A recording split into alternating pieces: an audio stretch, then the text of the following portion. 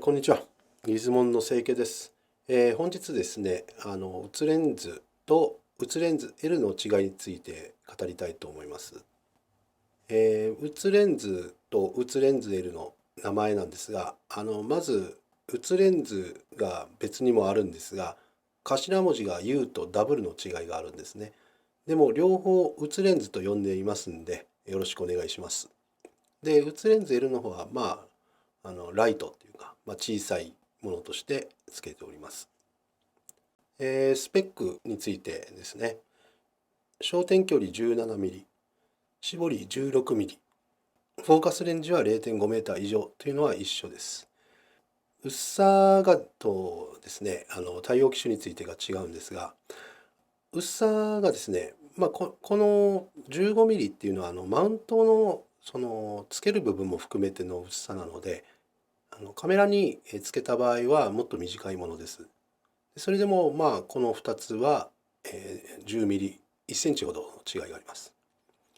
で、あと対応機種についてです。対応機種は写レンズの L でない方の写レンズですね。の方が EOS-R マウント、ニコン Z マウントのカメラにも使うことができます。より高級なカメラですね。写レンズと写レンズ L のですね、大きな実は光学性能としての違いは、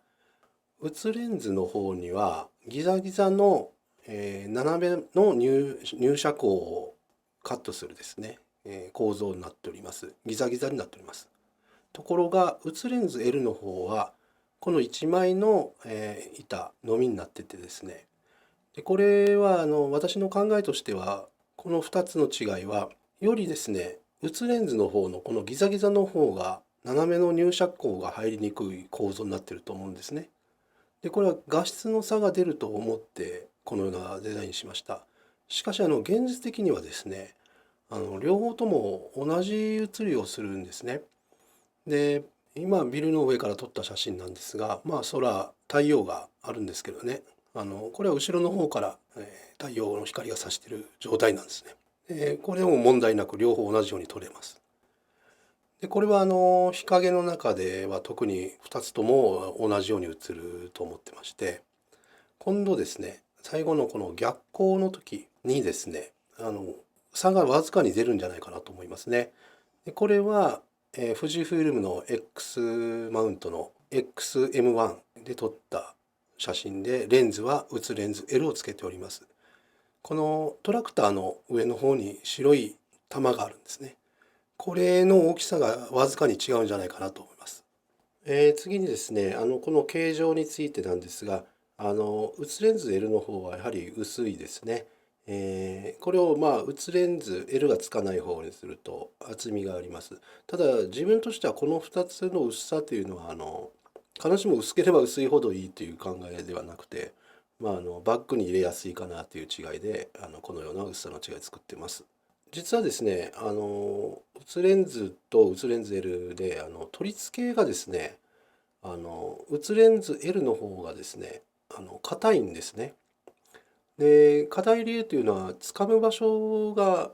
小さいというのがすごく一番大きいんですね。で、その時にですね、私としては、この写レンズ L の取り付けに関しては、あの、布を使ってですね、それでレンズの外側をしっかり握って付け外しをすることをお勧めしています。これだと幾分か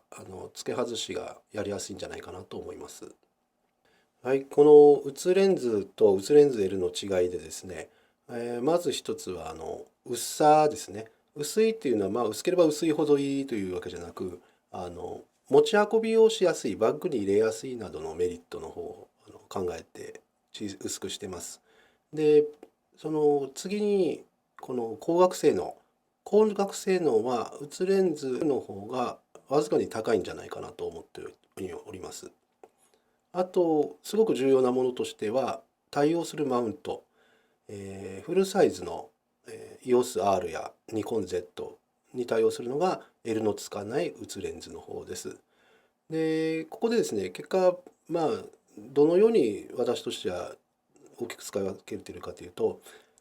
比較的大きなですね、カメラで、しっかり撮りたいなどという時には、L の使わない写レンズの方をお勧めしたいんですね。で、写レンズ L の方はですね、私がここにあるこのような、富士フイルムのXM1 のようなね、カメラで、これをポケットに入んないんですけど、バッグにパッと入れてパッと出すっていうような用途にすごくいいんじゃないかなというふうに考えてるんですね。で、あと違いとしてあるのがですね、レンズキャップが、写レンズの L がつかない方の方にはレンズキャップが付けられます。それはもう大きくいいと思うんですね。で、どうしてもちょっと2つを兼ね備えるものをちょっと作れなかったんで2種類があるっていうことです。お好きな方を自分の使い方に合ってるものを選んでいただければと思います。